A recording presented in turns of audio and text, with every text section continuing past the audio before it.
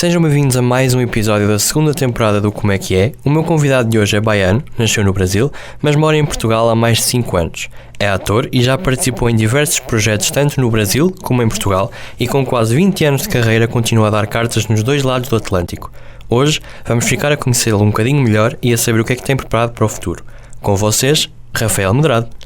Olá, prazer estar aqui, Zé, conversar com você. Obrigado, antes de mais, por ter aceitado o convite. Claro que sim. Bem, o que eu costumo perguntar sempre no início às pessoas era como é que era o Rafael na infância, o que é que gostavas de fazer, era mais calminho, mais reguila? Olha, minha família sempre soube que eu seria ator, por conta do meu jeito quando eu era criança, assim. Eu sempre fui uma criança muito dada, muito tranquila, assim, no sentido de sociabilização, de falar com as pessoas. Não era uma criança agressiva e gostava de sempre estar envolvido com alguma coisa relacionada a festa, a teatro, a espetáculo. E a minha família todo mundo já ia percebendo ali como é que eu era. A minha mãe tem 9 irmãos, então os meus tios são muito responsáveis assim pela minha criação também, porque são muito queridos e eu sempre ia para casa de cada um deles. Depois, quando eu fui ali com 7 anos, isso era muito legal. Então, acho que eu era uma criança assim, eu sempre estava muito relacionado à apresentação, a falar com as pessoas. Eu acho que eu era uma criança muito feliz. Acho que eu fui uma criança feliz, alegre. Lá está, como nós já falamos, tu nasceste no Brasil, mas tu já estás a morar em Portugal há alguns anos e também a trabalhar. Mas porquê Portugal? Foi uma escolha tua que vieste tentar ou houve algum convite e depois acabaste por ficar? Como é que aconteceu essa transição? Olha, foi assim, eu estava em cartaz em Salvador, da Bahia, e com espetáculo. Minha esposa veio fazer uma especialização, passou por um concurso e aproveitou para fazer uma especialização em economia criativa em Madrid. E nessa altura eu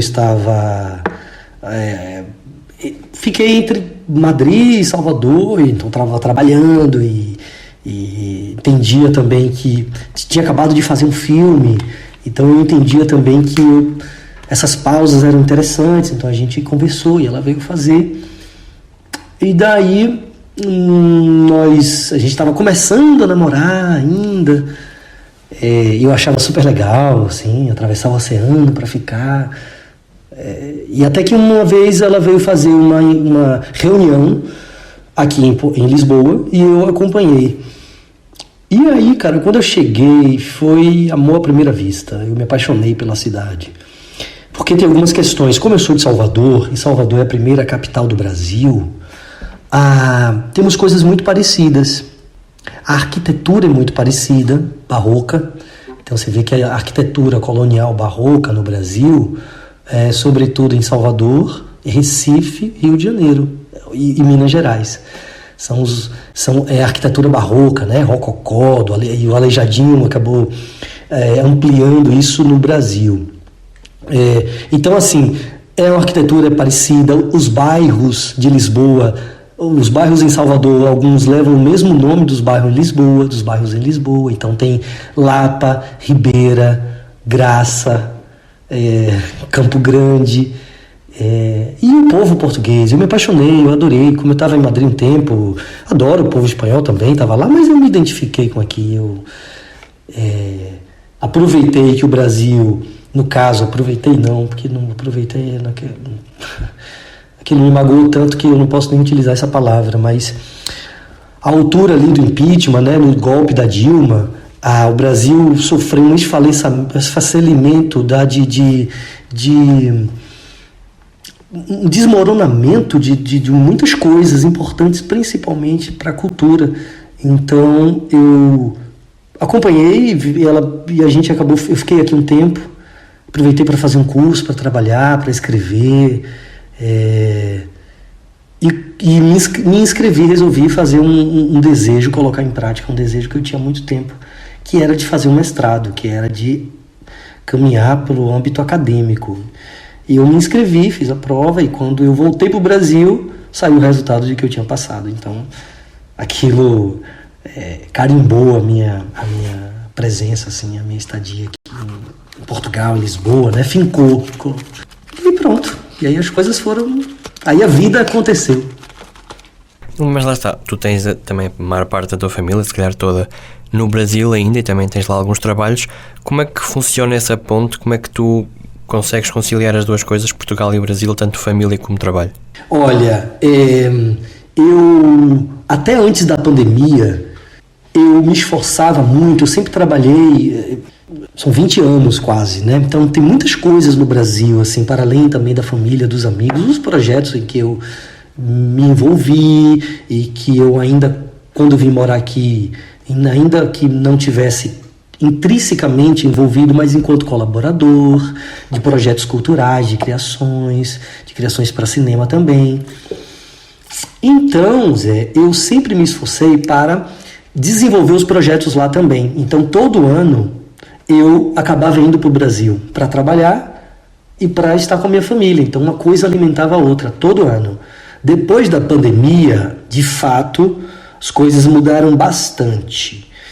Para tudo, né, no mundo. Para a cultura, para o trabalho, para a economia, uma nova crise. Isso altera diretamente todo o processo. Eu acabei, logo após a pandemia, nós ficamos grávidos, eu e minha esposa. Então, eu tive minha neném e aí meus pais passaram a vir para cá. Então, desde que minha filha nasceu, já há 2 anos e alguma coisa. O ano passado eu fui ao Brasil, mas foi numa ocasião muito delicada, de saúde da minha sogra. Fui para São Paulo, então assim, nem considero que fui, porque fui, mas eu fiquei numa missão bem específica, né? Mas é mais ou menos assim, eu todo ano tento, me esforço para ir, para estar com meu povo, com minha família. Eu sou muito baiano, assim, eu sou brasileiro e sou muito baiano, gosto muito da minha terra. Tu já disseste, lá está, que desde pequenino toda a gente sabia que tu ias ser ator e que tu tinhas muita facilidade de comunicar, mas quando é que foi a primeira experiência que tu tiveste mesmo com a representação? Todo aniversário de criança no Brasil, geralmente, em Salvador, assim, as pessoas contratam animações de festa. Eu tinha muitos primos, então todo mês alguém estava fazendo aniversário. Todo mês alguma família contratava uma animação de festa. Então todo mês eu estava metido com algum grupinho de animação de festa. Mesmo que eu não ganhasse nada, eu ia e fazia. Ao ponto de... No início a família ficava, que engraçado. Depois todo mundo já tinha relaxado, já sabia que era minha onda, que eu gostava daquilo. Então eu acho que essa foi a minha primeira experiência com a ideia da representação, do espetáculo, assim, brincar de fazer de conta, né? Brincar de ser outra pessoa. Acho que foi mais ou menos assim. Depois veio a escola, depois eu fiz aulas de teatro na escola. Tu continuas a fazer, lá está, os trabalhos no Brasil e Portugal, e por acaso, quando eu estava a pesquisar, eu vi que o espetáculo 3 Cigarros e a Última Lasanha também aconteceu em Portugal. Se calhar tu tens aquela diferença de fazer uma novela em Portugal e fazer uma novela no Brasil, mas se calhar isto, como era o mesmo projeto e tu conseguiste fazer o mesmo projeto nos 2 países, qual é que é assim a maior diferença ou as maiores diferenças de representação em Portugal e no Brasil, e também se calhar o público? O público é a mesma coisa? Acho que sim. Mesma coisa, o público é a mesma coisa. Tem público para tudo. O que muda é a quantidade do público. Porque quantidade em termos populacionais, né? Porque, por exemplo, só São Paulo tem a mesma população de Portugal inteira, a cidade de São Paulo. Então isso, claro que muda algumas coisas, mas no âmbito do público, Zé, é a mesma coisa. Público que gosta de comédia, ou público que gosta de teatro mais experimental, um espetáculo mais, enfim, que trabalhe com outras camadas, que não a comédia.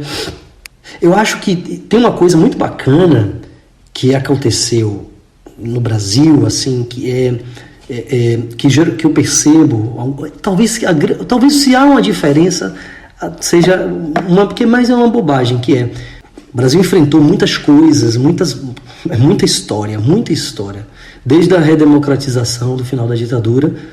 Mesmo desde a ditadura, muita coisa aconteceu de 85 para cá. Então é muita história que se tem, muitas coisas. E teve um período de uma valorização cultural muito bacana, que em algumas cidades como Rio, São Paulo, fez o teatro ser também alimento. As pessoas tinham necessidade de ir ao teatro, fome de teatro. E aí, tanto no teatro comercial, mais popular, quanto no teatro mais experimental, mais cultural, mais que falasse de outras coisas. Então, mesmo as peças que não são de teatro comercial, popular ou musical, eram muito cheias.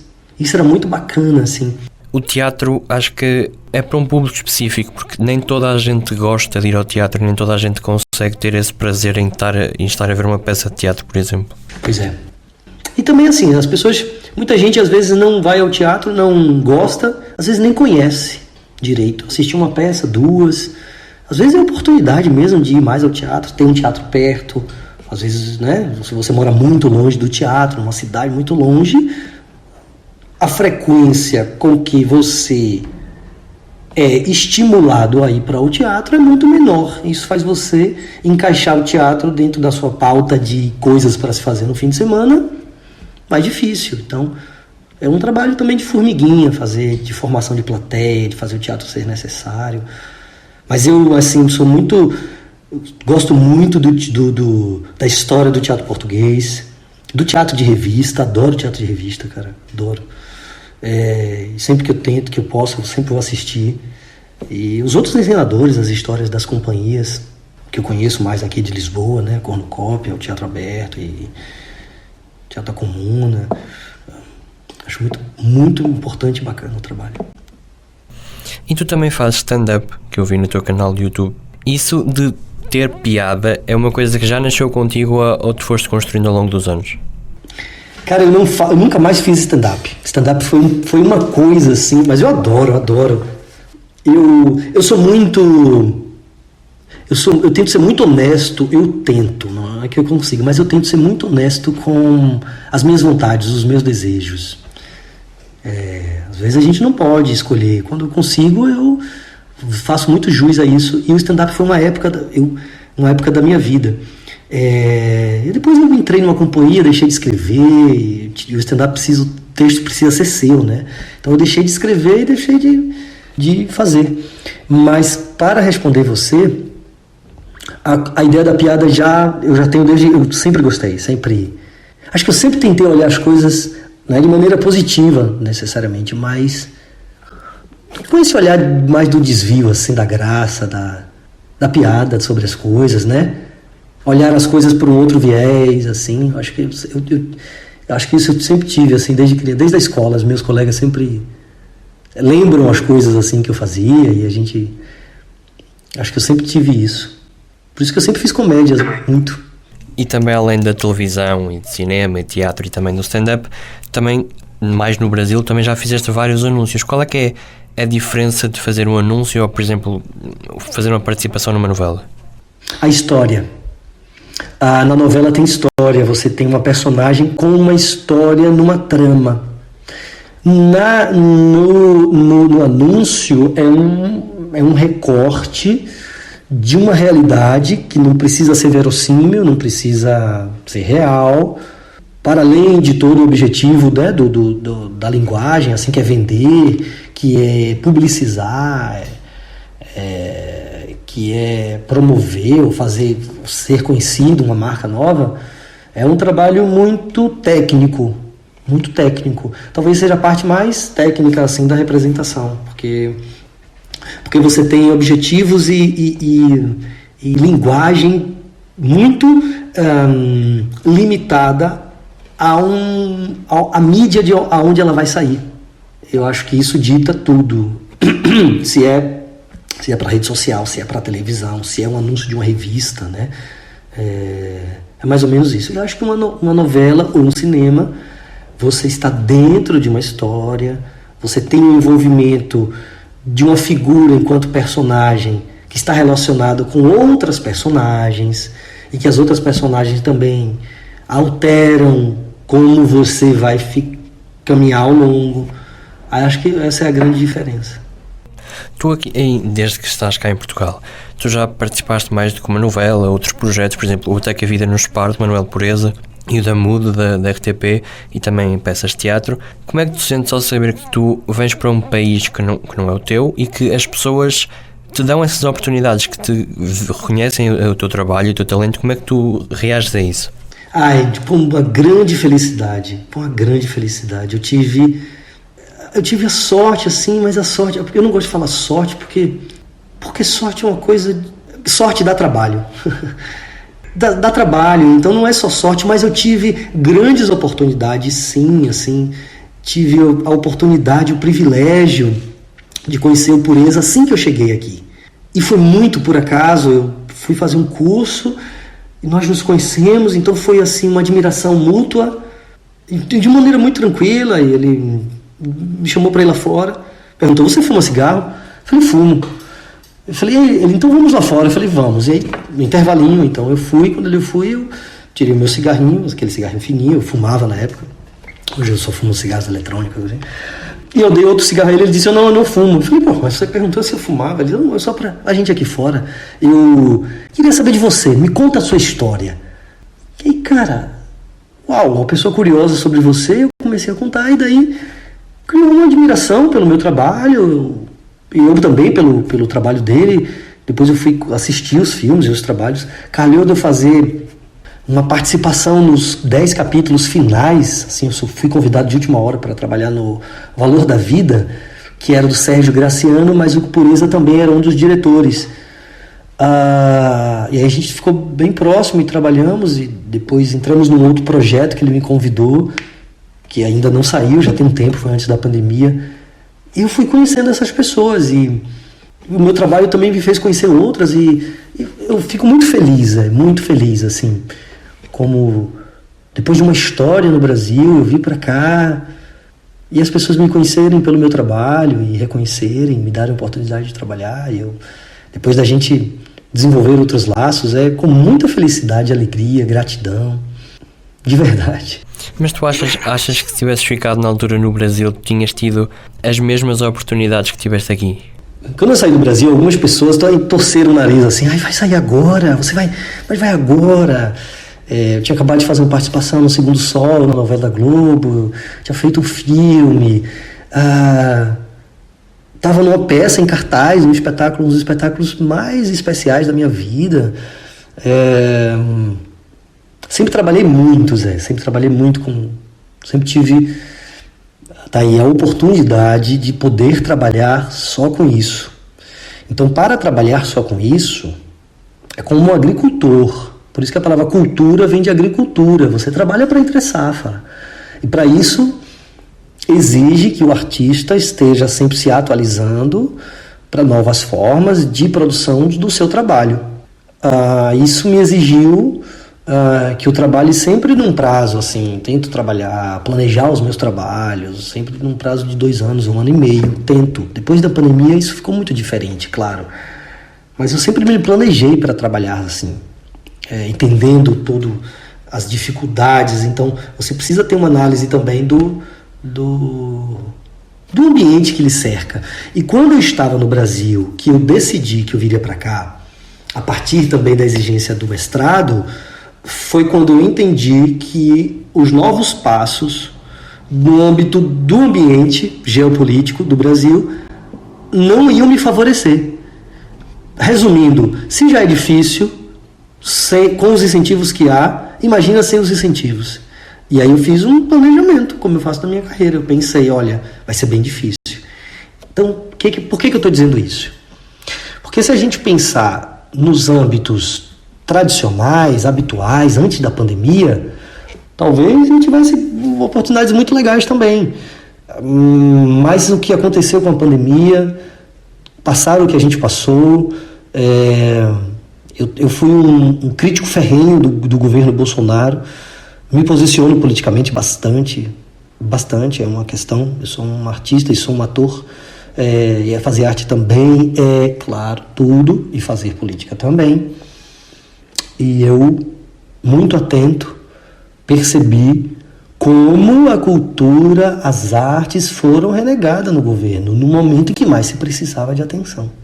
Se eu sou brasileiro, imagina, eu vou no mercadinho aqui perto, e aí acontece alguma coisa, a porta fecha, tem 4 pessoas dentro do mercadinho, eu sou uma delas. Fechou, e precisa chamar o chaveiro para abrir. Estamos ali, vamos ter que aguentar ficar ali. As primeiras conversas, ou sei lá, um elevador que travou, as primeiras conversas que vamos travar com aquelas pessoas é sobre a cultura. A primeira conversa vai ser sobre cultura.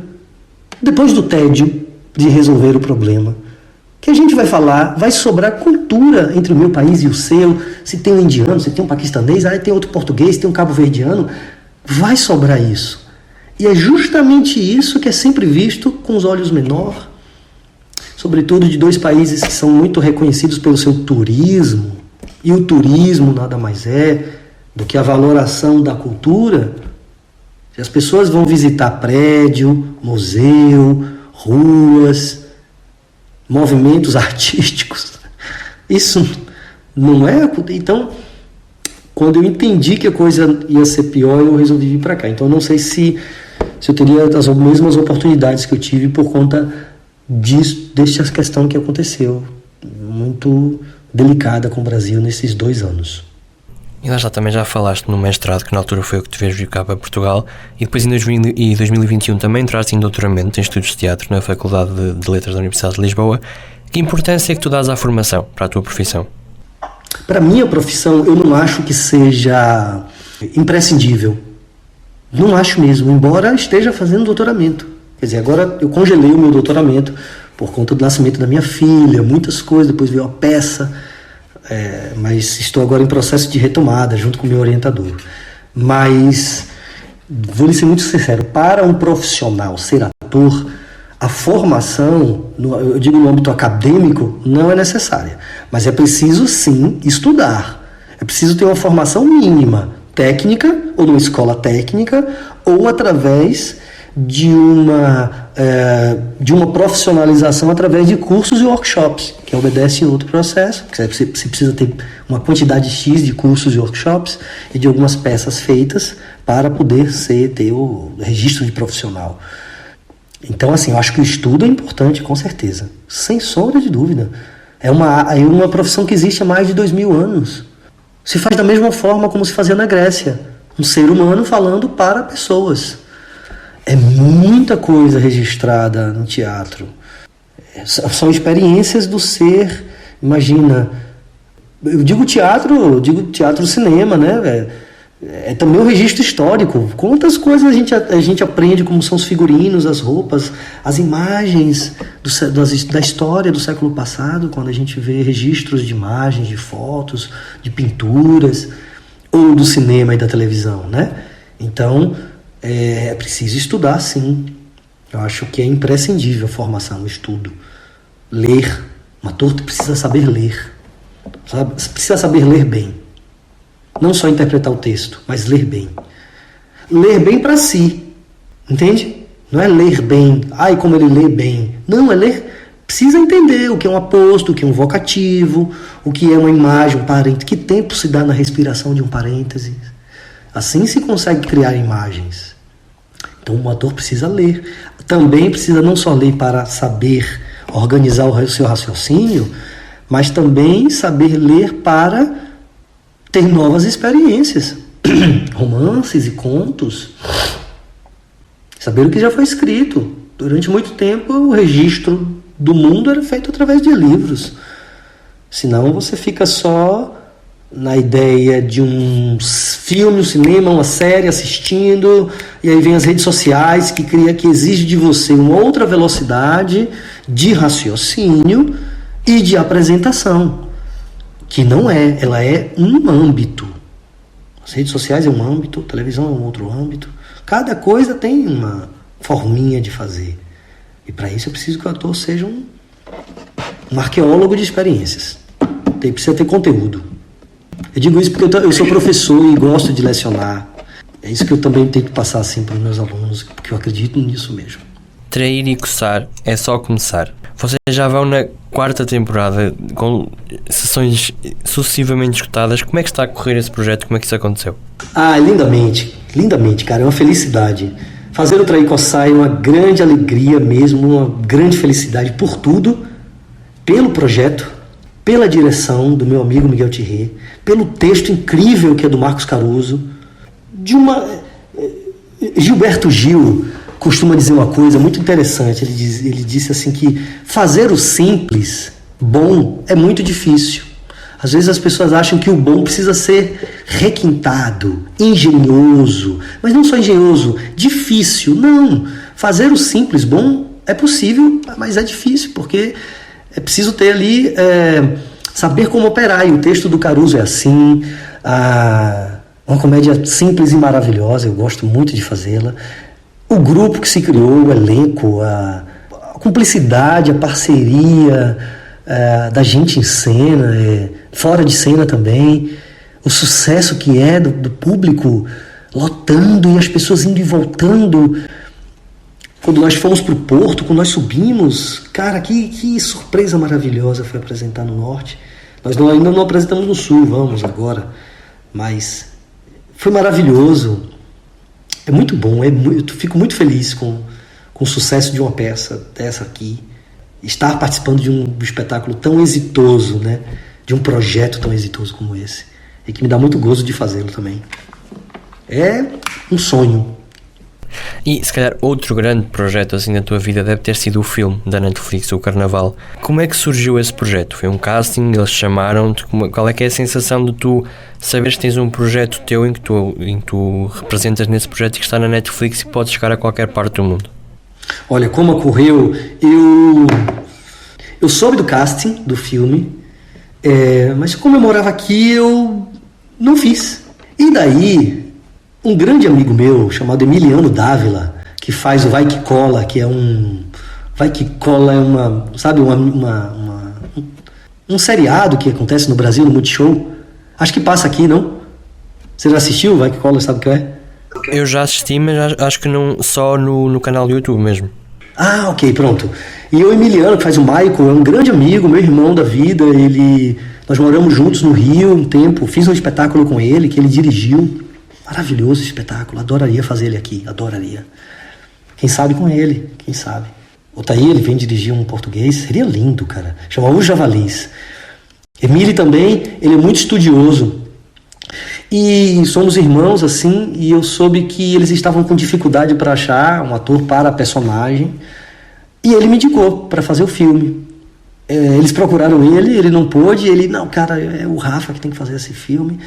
E aí eles entraram em contato, e aí eu fiz um teste de imagem, né, os primeiros contatos, vamos ver, vou conversar com o diretor, a gente vai entender e tal. E aí eu fui aprovado e eles me convidaram, olha, queremos que você faça o filme. E deu super certo, e aí eu já morava aqui, fui pro Brasil, gravei. Foi uma delícia fazer o filme, uma delícia mesmo. E daí, olha, e sobre a experiência de você estar... Quando o filme saiu, Zé, durante as 2 primeiras semanas ele ficou no top 5 de vários países na Europa. Eu sei porque eu já acompanhava a GK e eu via nas histórias. A GK, que figura, meu Deus, que figura. Figuraça, sempre elétrica, mas sempre muito positiva. A GK sempre é muito positiva, sempre é uma energia muito legal no set. E, poxa, eu já morando aqui, foi incrível, é uma experiência maravilhosa, porque era uma coisa nova. O filme foi lançado em 2021, se eu não me engano. Ele foi em 2021, junho de 2021. Nossa, o alcance foi absurdo. A quantidade de contatos que as pessoas queriam entrar em contato comigo. Japoneses, filipinos, australianos, ingleses, americanos. Nossa, bastante gente. Israelitas, o filme chegou lá e foi um sucesso também. Isso foi muito bacana. Muito bacana. Alice, o outro lado da história. Fala-me um bocadinho desta peça, que eu li uma frase que é muito mais do que uma simples peça de teatro. Porquê? Porque ela era uma experiência para quem assistia. E nós trabalhamos em cima disso. Isso foi pensado na encenação do Miguel Thierry também, que faz o Trair Corsar, né? Trair Corsar. O Alice foi um projeto que começou antes da pandemia. Eu não estava aqui, eu estava fazendo o filme, Carnaval. Entretanto, veio a pandemia e eles, então, precisaram parar o projeto. Quando o projeto retomou, houve uma remodelação do elenco, porque as pessoas tomaram suas vidas, foram fazer coisas. E aí o Miguel me chamou para eu fazer um teste, e aí eu passei e entrei nesse projeto maravilhoso, assim. Foi uma ocupação de um galpão em Cabo Ruivo, aqui em Lisboa, um galpão industrial, com 3.200 metros quadrados. Então era imenso. O pé direito do espaço, absurdamente grande. O espaço era um prédio industrial, então tinha muitos espaços dentro.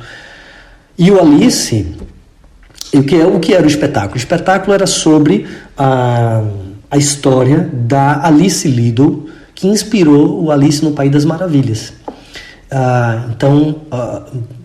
Algum tempo atrás, ali em 1930, foi descoberto o Lewis Carroll, era um nome fictício, e ele foi professor dela dos 7 aos 10 anos de matemática em Oxford. O pai dela era o decano de Oxford, professor mais velho e coordenador, e ela teve aula com ele dos 7 aos 10. Em 1930 foi descoberta uma arca, um pequeno baú, com registros fotográficos dela e de outras crianças, nuas e seminuas.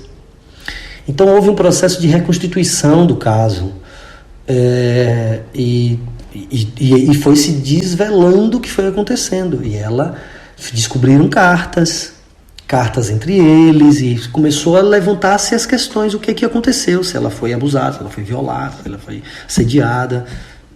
Assediada com certeza ela foi, mas se isso reverberou em outras coisas, né?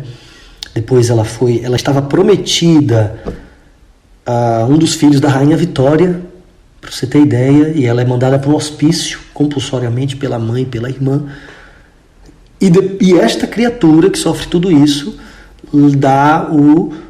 inspira este homem a fazer uma das peças, uma das histórias que acompanham todas as meninas, as crianças, as meninas e os rapazes também, que todo mundo sempre passou pelo Alice no País das Maravilhas. Então é um espetáculo muito forte. Parecia que ia começar com o País Alice no País das Maravilhas, como a gente conhece, e aí o público entrava num hospício, e aí pronto, era uma experiência muito... Como tinha acabado de sair da pandemia, o público só podia entrar em dupla ou individualmente. Então era o público cara a cara com o ator. Então era, além de estar dentro daquele espaço, com sons, com cheiro, com luz, tinha área que as pessoas não enxergavam direito, era uma penumbra, e via-se o vulto passando. Não era um trenzinho do terror, não era terror, era uma peça mesmo. E por isso que eu acho que era mais do que uma peça teatral. Ela convidava ali outras sensações. Eu também vi, eu não me recordo se foi nas tuas redes sociais ou se foi no teu canal de YouTube, um vídeo teu a tocar bongo. Sim. Também há aí dentro de ti uma paixãozinha pela música, não? Tenho. Adoro. Gosto muito de salsa, de música latina, Latin Jazz, sobretudo, Buena Vista e as coisinhas mais ligadas ao jazz, assim.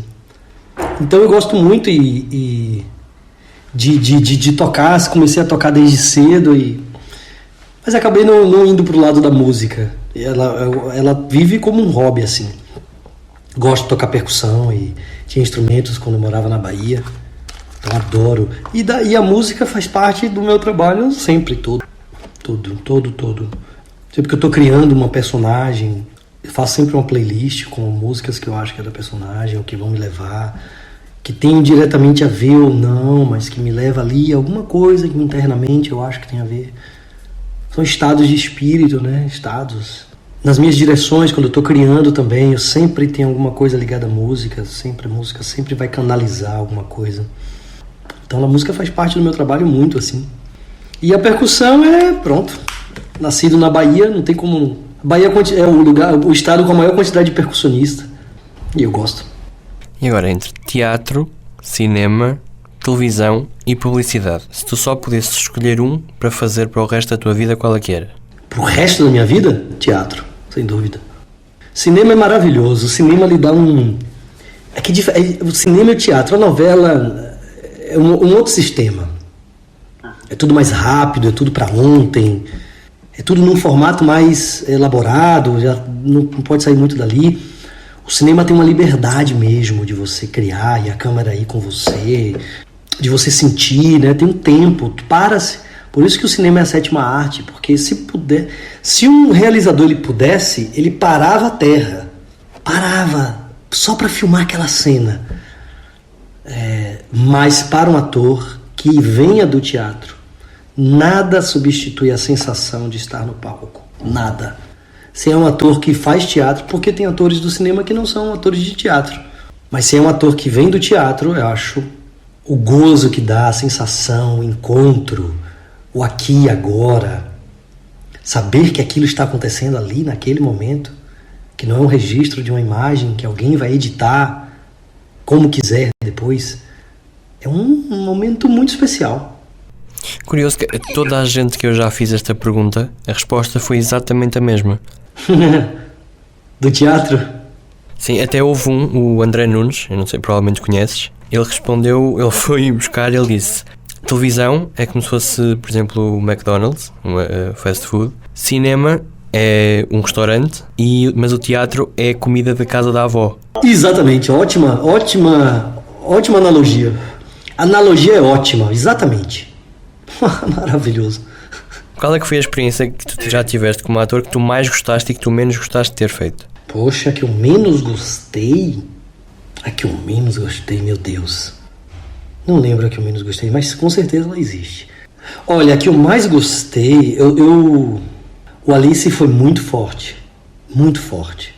Porque, no meu caso, para você entender, o Alice, o galpão onde nós ocupamos, e tivemos um privilégio de ter uma cenógrafa, a Ana Sofia Gonçalves, que era professora de cenografia do Chapitão, aqui em Lisboa, da escola. Agora está no Senegal desenvolvendo um projeto social lá maravilhoso. Todo o cenário do Alice, nada foi comprado, tudo foi reutilizado, tudo. E o incrível é porque o cenário era uma personagem. Como o pé direito era muito alto, o que essa mulher criou engolia o público. Então era um impacto visual também muito grande. Vamos dizer que a história se passava em 2 núcleos. Um no hospício, ou seja, ela já mais velha, e depois o público era levado para uma idade menor, ela em Oxford. Como foi o processo dela em conhecendo ele. Então, na primeira etapa, o público... O espetáculo era itinerante, você se movia por cômodos, e chegava no momento que era como se fosse um set de cinema, os atores atuando e você no meio daquilo, e o público escolhia o que queria ver ou não, e tem uma cena acontecendo ali, depois aqui, depois perto de você. O público poderia vir falar alguma coisa, dividir alguma coisa com você, um segredo ou alguma coisa que lhe apetecesse. E no meu caso, minha personagem, eu fazia o chefe da enfermaria, que na história era o violador das internas. Então eu era um violador. E no nosso caso, no andar de baixo, o público era a Alice. Então, era um trabalho muito sutil, que reverberou muito, que era uma coisa muito delicada, que não tinha... Não existia toque, não podia tocar em ninguém. Então era todo construído numa sensação de perigo. Como passar esta sensação? E eu vivi coisas que só Deus duvida, filho. Me chutaram, quase me agarravam numa peça. Olha, gente que ficava muito nervoso, gente que ria de nervoso. Muitas coisas eu vivi nesse espetáculo. E a gente fazia... O espetáculo durava quase 3 horas. Quase 3 horas. Então era muito. Eu estava ali sozinho com o público, muito. Estava como personagem, muito. Isso. E foi um processo muito interessante de fazer. Eu gostei muito. Muito mesmo. Em cinema eu fiz Afinada Mãe da Madame, com Bernard Tal, que foi um longa maravilhoso, que foi uma experiência também muito boa, foi a minha grande primeira experiência assim, em cinema, e eu saboreei ela assim, com tudo que ela poderia me dar, e mergulhei. Também sou um ator que tento mergulhar muito nos projetos assim que eu faço, me apaixono fácil pelos projetos e eu gosto de gostar. Eu sou baiano e sou tropicalista, as minhas grandes referências são Gil, Gal, Caetano e Bethânia, que não são só cantores, também são agitadores culturais, e o tropicalismo é gostar de gostar. Então eu entro no projeto querendo gostar, querendo encontrar nele alguma coisinha que ele possa despertar em mim o desejo e a vontade, senão não acontece. Apesar dos 20 anos de carreira, acho que provavelmente tu achas que ainda te falta fazer alguma coisa. O que é que tu achas que te falta fazer, seja em Portugal, seja no Brasil, seja noutra parte qualquer do mundo? Eu queria muito fazer um musical grande. Eu já fiz alguns musicais, mas eu gostaria de fazer um musical aqui. Tenho vontade, assisto coisas muito legais aqui. Assisti um espetáculo esse fim de semana que foi maravilhoso, adorei. O Livro de Pantagruel, do Ricardo Neves, maravilhoso, adorei. Porque já é um musical diferente, não é aquele musical que eu gosto de assistir, mas não tenho tanta vontade de fazer. Os musicais da Broadway, acho que é muito... Ok, agora vem a música, Não, a música tá dentro ali da trama, a música é texto também. Gosto disso. E trabalhar com tecnologia. Eu acho que a minha pira agora, assim, minha curiosidade é trabalhar com tecnologia. Teatro e tecnologia, performance e tecnologia.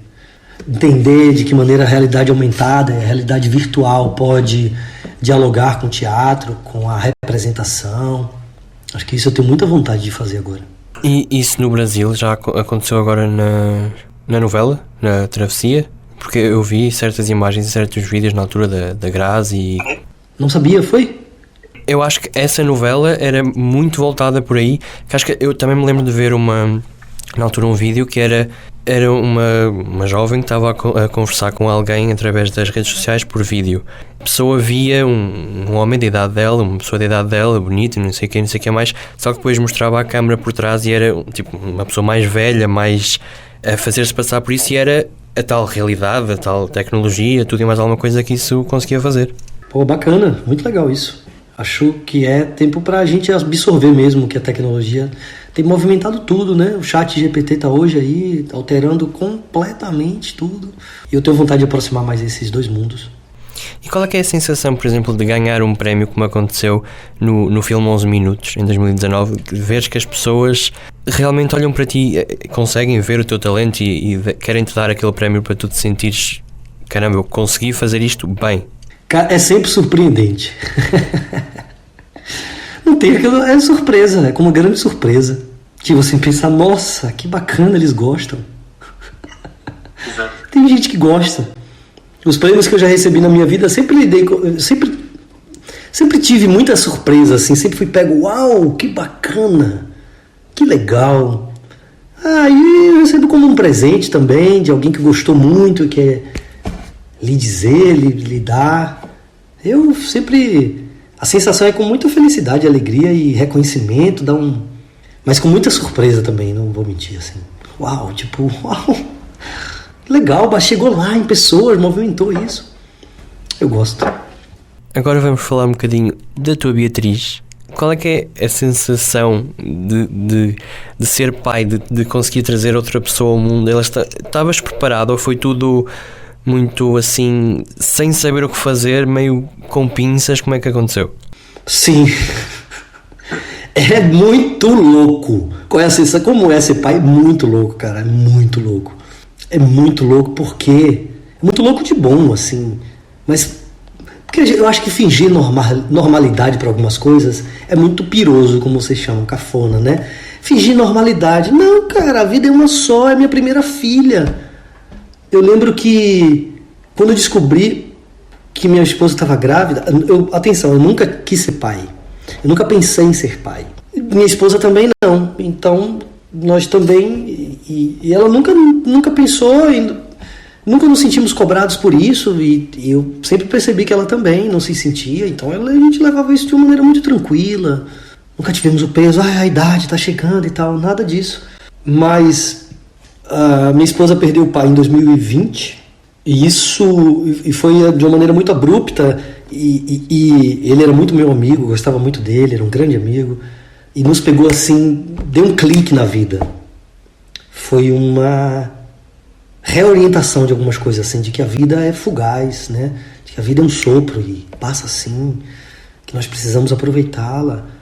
E aí a gente começou a pensar diferente sobre a ideia de perpetuar a nós mesmos, a ter uma filha, um filho. E eu sempre sonhei, quer dizer, quando eu pensava em ter um filho, eu sempre pensava em ter uma filha, sempre. Sempre me relacionei melhor assim com o mundo feminino, e achamos as mulheres também sempre muito para frente, mais do que os homens. E sempre via nas minhas turmas, das aulas que eu dava, os adolescentes, a diferença que era. Sempre me afeiçoei mais por o mundo feminino. Então veio ao mundo e como é que você está preparada? Eu acho que se eu tiver um segundo filho, sim, eu estou mais preparado para o desafio que é você ser responsável por uma vida, pela sobrevivência de uma vida. Comer, beber água, fazer cocô, fazer xixi, dormir bem. Ela precisa dormir bem, ela precisa se alimentar bem. Então, como é o gesto de mamar, todo esse processozinho de um novo ser vivo e que depende de você, do processo que ela nasce até agora, né? Quando os seus gestos são imitados por ela, então você tem uma grande responsabilidade pelo que você faz, pelo que você diz, que ela vai reproduzir. Então, assim, eu tive também a sorte de a minha família vir para cá no nascimento. Meus pais ficaram aqui 5 meses, minha sogra também ainda estava viva, então nós tivemos um acolhimento da família muito próximo. Então foi tatear mesmo, mas tatear com as mães, com a minha mãe e com a minha sogra, que foram mães e boas mães, com meu pai, que foi um ótimo pai, é um ótimo pai. Então foi aprendendo e vamos lá e vamos ver como é, e vamos aprender junto a ser mais gente, junto com ela, que a gente vai se redescobrindo também. Acho que quem diz que está preparado está um pouco mentindo, viu, Zé? Porque a gente não nasce com um manual de como ser pai e mãe, não. Se tu só pudesses escolher um momento da tua vida para poder reviver, qual é que era? Fogo? Pô, cara, difícil. Se eu pudesse escolher um momento para reviver... Olha, o nascimento de Beatriz foi um acontecimento muito especial mesmo. Porque, tá aí, eu pedi licença à nossa médica e fiz uma playlist e perguntei a ela se eu poderia pôr música, e ela disse que sim. Nós tínhamos escolhido fazer um parto mais humanizado, no sentido de não forçar nada, assim, ela já ter que ir para uma mesa operatória, não, ela ia entender, minha esposa quis ter parto normal, então não tinha todo um entendimento do tempo natural do bebê, embora ela tivesse com analgesia, mas é um tempo ali das coisas, eu que cortei o cordão umbilical, etc. No hospital muito bacana aqui, com uma equipe maravilhosa, só de mulheres incríveis. E o parto da Beatriz, eu estive com minha esposa, eu fiz uma playlist e a médica disse, não, claro, tudo bem, por mim tudo bem. Então minha esposa estava ali no processo do parto, e no momento mais delicado ali da passagem, ela já, mesmo tendo analgesia, sentindo dor, e estava ali. Então tem uma hora que a cabeça do neném tem uma coisa chamada empuxo, né? Que quando você puxa, cria um pequeno vácuo. Então você precisa fazer mais força por causa do vácuo que está dentro da cavidade ali. Então toda vez que você puxa um pouquinho, o bebê entra. Então era preciso ali muito esforço dela. E foi nesse momento que a médica disse, aumenta o som, pai, aumenta o som. E eu apertei o botão no máximo. Eu, como artista, aproveitei e botei no máximo, e levei uma caixinha JBL, então o som inundou. E calhou na música, de passar a música que ficou era La Claire de Lune, de Claude Debussy, que é uma música lindíssima, muito conhecida. E aí aquela música inundou aquele ambiente, e minha filha saiu, e foi incrível ver o bebê, né? a impressora 3D funcionar assim, você... Oh, meu Deus! Foi muito mágico, foi muito mágico. Me emocionei muito e entramos 2 e saímos 3. Acho que foi um momento também que eu gostaria... Claro que eu gostaria de reviver os momentos das pessoas que não estão mais aqui. Os grandes amigos que eu tive, as pessoas que passaram na minha vida e que com certeza viraram anjos lá em cima, assim, que talvez intercedam um pouquinho por mim, porque eram pessoas muito próximas e que eu gostaria de estar com elas antes de novo, assim, de experimentar elas de novo. Mas são várias. Tive a sorte de ter muitas pessoas bacanas na minha vida. Mas sem dúvida o nascimento de Beatriz foi muito especial. Nas horas que se seguiram o parto, eu e minha esposa, nós chegamos a perguntar um ao outro: você está sentindo isso que eu estou sentindo? Tinha um êxtase no ar. A gente estava... Tudo era bom, tudo era... Cara, com certeza há uma descarga de hormônio, assim, de alguma coisa muito forte. E a gente percebeu isso. Foi... Minha filha nasceu super tranquila, ela é uma menina tranquila, também dada como eu, mas muito tranquila. Onde é que imaginas o Rafael daqui a 10 anos? Olha, eu me imagino aqui, porque eu ainda tenho muitos projetos aqui, mas também a minha vida é aqui no Brasil, então eu não sei se eu estarei no Brasil daqui a 10 anos. Eu tenho uma casa lá, um apartamento, um lugarzinho que eu gosto muito, com uma pessoa que mora no meu apartamento que eu também gosto muito. Eu tenho uma pessoa muito especial, que é em Salvador da Bahia. Então a Bahia é um lugar que eu também... O Bahia é um ponto assim que eu sempre estarei perto, estarei presente. Então eu não sei se eu estarei ou aqui ou em Salvador, mas eu acho que eu estarei em Lisboa, vivendo assim, ainda que eu vá à Bahia, passando um período assim. Tenho muita vontade de passar períodos lá, assim, 6 meses, 5 meses lá e voltar para cá. Gosto muito daqui, tenho pessoas muito queridas aqui, desenvolvi laços muito especiais. Acho que aqui. Não sei se em Lisboa, estou morando em algum lugar perto, mas aqui. Planos para o futuro, o que é que tu nos podes dizer? Algum projeto que tu queiras divulgar, alguma coisa que tu já estejas a gravar ou que vai sair? É a altura certa agora. Vou gravar a próxima novela da TVI, chama-se Cacau, com a realização do Edgar Miranda, com um elenco maravilhoso. A Matilde Rimão, o Zé Condessa, a Inês Castel Branco e a Cristine Fernandes. Um elenco muito bacana, um projeto muito legal, que eu estou gostando muito de já os ensaios e conhecer a obra toda. Tem sido um bombonzinho assim. Voltamos em cartaz em outubro, com o Traí Coçai Só Começar. A gente fica até fevereiro. Depois a gente viaja.